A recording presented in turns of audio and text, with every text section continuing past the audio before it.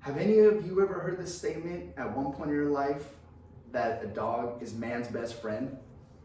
I'm sure that mostly everybody in this room has heard that.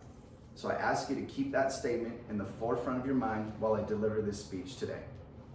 Having read a journal article published by the National Library of Medicine, a website article from the American Veterinary Medical Association, as well as a book titled Pet Politics, written in 2016 by Susan Hunter and Bruce Brisbane, I now have a greater understanding of the topic of breed-specific legislation as well as pit bull bans.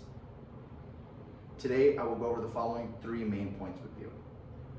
The first main point being the history of pit bulls and how they're often misidentified. Second, I will cover the several types of bans that exist on pit bulls today. And lastly, I will highlight the acceptance of them in today's society. To begin, I will go over the following first main point, being the history of pit bulls and how they're often misidentified. Pit bulls have been dated back to the early 1800s when they were used by the United Kingdom as a fighting dog during a time of war. The pit bull is a descendant of the original bull baiting dog, a dog that was used to hunt large animals such as cattle, bulls, and bears. The pit bull breed actually refers to three separate breeds of dogs. First of which being the American Staffordshire Terrier, the American Pit Bull Terrier, and the Staffordshire Bull Terrier. In a study conducted by the University of Florida's Shelter Program in 2012, where 4 separate clinics and 4 separate workers were asked to identify pit bulls out of a group of 120 dogs. Of those 120, 55 were identified, when in fact, only 25 of those dogs were pit bulls found through DNA analysis. Now that I have covered my first main point, being the history of pit bulls and how they can often be easily misidentified, I will now cover the several types of bans that exist in today's society. The first of those bans being a housing ordinance placed in the city of New York.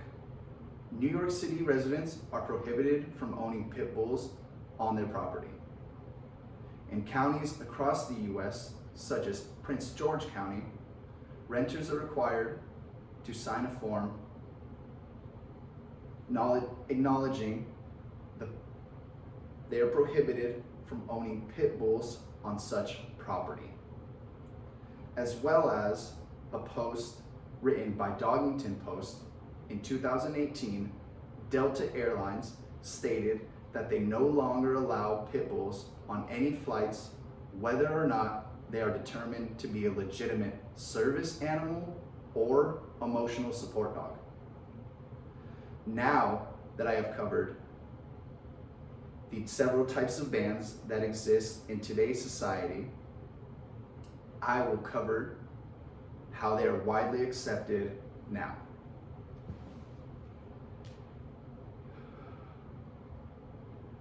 Many cities across the US, 73 of them in fact, including Council Bluffs, Little Rock, Arkansas, Denver, just to name a few, have all repealed breed-specific legislation as they saw it unnecessary. The American Kennel Club, as well as the American Society of the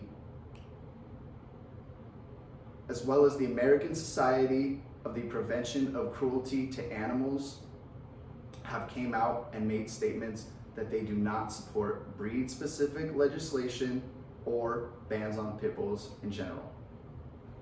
As well as a statement made by former President Barack Obama, he stated that he does not see breed-specific legislation being effective or bans on pit bulls being a proper waste of resources when they can be dedicated to other areas within the community. In conclusion, I have covered the following 3 main points with you today. My first main point being the history of pit bulls and how they can often be easily misidentified.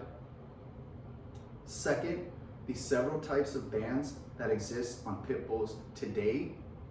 And lastly, how they are more widely accepted in society.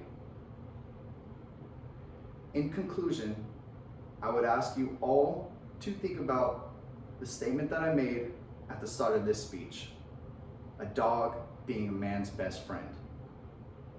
I would like you to think about that the next time that you see a pit bull, whether that be visiting a family member, visiting your local shelter, or stumbling across a post on Instagram. Keep in mind the breed-specific legislations that we have intact across the US today.